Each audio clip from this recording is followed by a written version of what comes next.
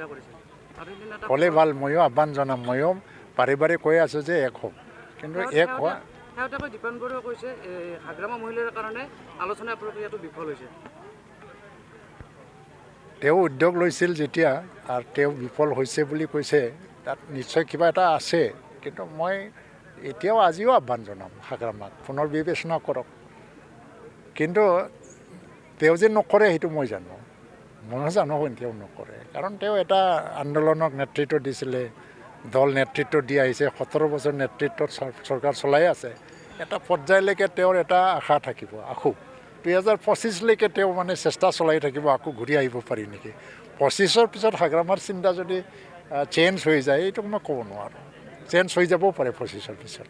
নিৰ্বাচনত বিজেপিও নিজাববীয়াকৈ খেলক আমি এইটো বিচাৰোঁ ক্ষতি হ'ব নেকি আমি একো ক্ষতি নকৰোঁ বৰঞ্চ ভাল আমি বিজেপিও খেলক কংগ্ৰেছেও খেলক চব দলে খেলক তেতিয়া চব দলে নিজৰ নিজৰ ষ্ট্ৰেংথটো গম পাব কিন্তু কথাটো এই কি খেলাটো যেনেকৈ খেলক বেলেগ সুকীয়াকৈ অকলে অকলে খেলক বা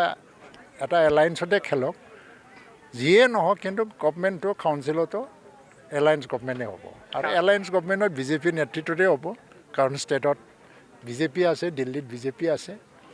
বিজেপি আৰু UPPL লগত লৈয়ে এটা এলায়েন্স গভমেণ্ট নাথাকে নেকি